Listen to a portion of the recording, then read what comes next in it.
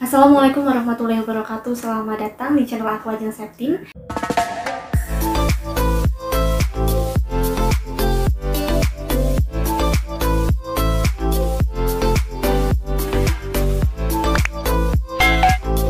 Baik, pada video kali ini aku mau bahas tentang persiapan SBMPTN tahun ini. Namun sebelum itu aku mau bahas tentang garis besar SBMPTN yang mana tidak dapat terpisahkan dari yang namanya UTBK. Mungkin ada dari teman-teman yang masih bingung apa sih bedanya UTBK dengan SBMPTN. Nah, untuk UTBK ini adalah singkatan dari ujian tulis berbasis komputer. Intinya UTBK itu nama tesnya, sedangkan SBMPTN itu merupakan singkatan dari seleksi bersama masuk perguruan tinggi negeri, yang mana SBMPTN adalah prosesnya. Jadi UTBK dan SBMPTN ini memang tidak dapat dipisahkan karena mereka saling berkaitan. UTBK itu nama tesnya, sedangkan prosesnya namanya SBMPTN. Lalu yang harus dipersiapkan itu UTBK-nya atau SBMPTN-nya. Nah, dua-duanya ya, karena kan tadi seperti yang udah aku sampaikan bahwasannya UTBK itu ada di dalam SBMPTN. UTBK itu nama tesnya, sedangkan SBMPTN prosesnya. Jadi yang harus disiapkan itu dua-duanya. Kalian menyiapkan bagaimana cara menghadapi tesnya dan juga menyiapkan persyaratan-persyaratan yang harus kalian lengkapi untuk bisa mengikuti UTBK tersebut. Seperti misalnya kartu peserta UTBK yang kalian dapatkan setelah kalian melakukan registrasi dan juga verifikasi akun UTBK SBMPTN. Nah, untuk bagaimana cara melakukan registrasi dan verifikasi, aku pernah bahas di videoku yang ini. Mungkin teman-teman bisa melihatnya terlebih dahulu supaya paham bagaimana cara untuk melakukan registrasi dan juga verifikasi akun UTBK SBMPTN. Oh ya, kebetulan banget dari tahun ke tahun ya, yang udah itu cara untuk melakukan registrasi dan verifikasinya itu sama. Termasuk dengan kendala-kendalanya juga kurang lebih sama.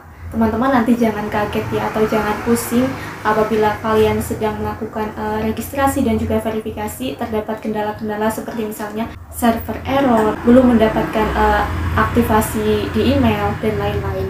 Kalian akan mendapatkan itu, tetapi mungkin dalam waktu yang tidak cepat ya, karena yang mengakses kan seluruh Indonesia gitu, siswa-siswi seluruh Indonesia, jadi ada kemungkinan trouble atau masalah pada jaringannya. Oleh karena itu kalian bisa mencobanya 5 menit sekali atau dicoba di tengah malam.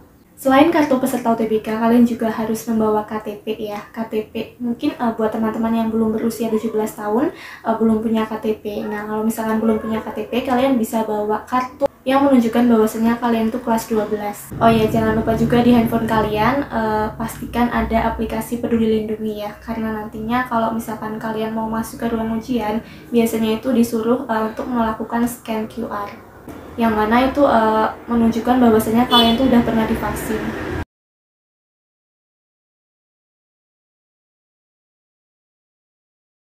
Kemudian setelah semua syarat-syarat untuk mengikuti UTBK itu sudah terpenuhi, maka giliran kalian untuk melakukan UTBK. Nah, untuk jadwalnya sendiri itu setiap tahun berbeda-beda ya, bulannya maupun tanggalnya. Tetapi kira-kira itu pelaksanaan UTBK SBMPTN dilaksanakan sekitar bulan-bulan April atau enggak April sampai Juni ya. Karena kan ada dua gelombang 1 dan juga gelombang 2. Yang mana di setiap gelombang itu nanti ada 2 sesi pagi dan juga sesi siang. Untuk pembagian sesi dan juga gelombangnya itu diurutkan berdasarkan waktu kalian mendaftar.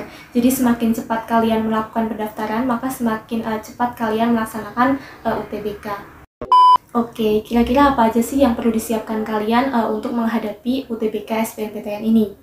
Yang pertama, kalian tuh harus menentukan kalian tuh mau ambil jurusan apa.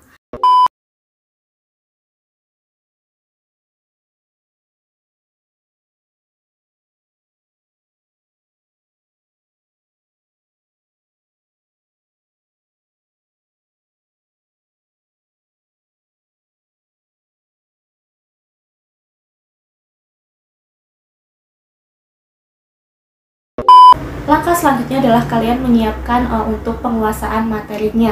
Tapi kan masih awal-awal kelas 12, apakah nggak terlalu cepat? Enggak ya. Nah, kalau misalkan kalian tuh memutuskan untuk belajar di semester-semester akhir atau mepet-mepet dengan UTBK, pematangannya itu kurang. Nah, maka dari itu saran aku kalian mulai belajar, nyicil belajar ya, nyicil mereview materi dari awal-awal semester 5 atau awal-awal kelas 12. Seperti saat-saat ini kan itu masih awal-awal ya.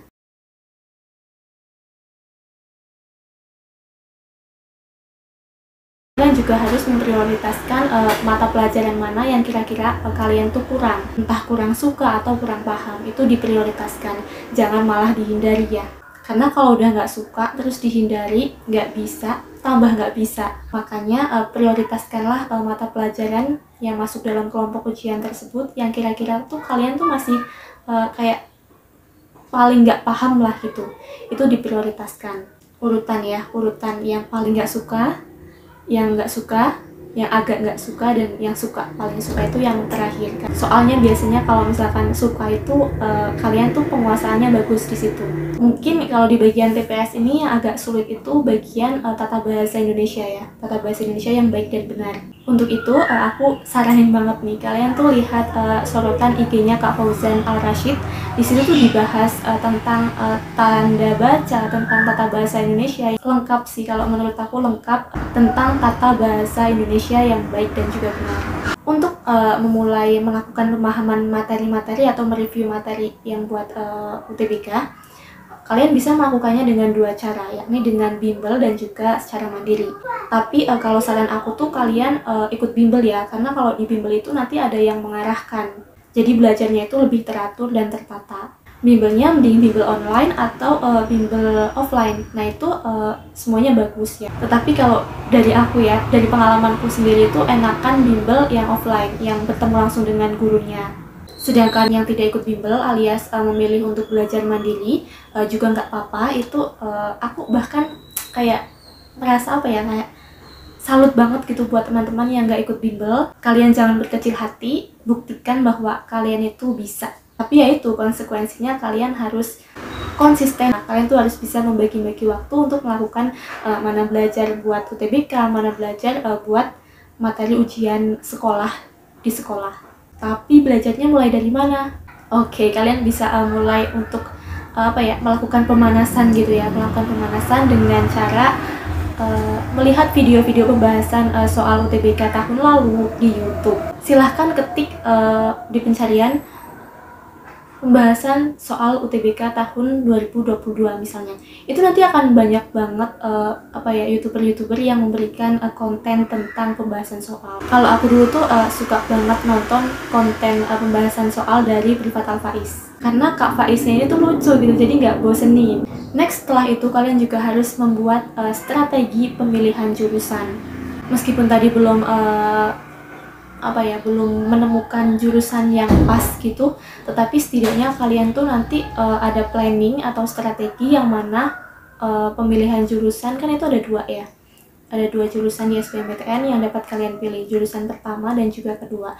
Nah strateginya ini di jurusan pemilihan yang kedua. Usahakan jurusan yang kalian tempatkan di pilihan kedua itu memiliki kualitas yang tidak lebih tinggi dari yang kalian tempatkan di pilihan satu. Misalnya, jurusan yang kalian tempatkan di pilihan ke-1 itu akreditasinya B, maka yang di pilihan kedua itu jangan A, tapi yang setara atau bahkan di bawahnya.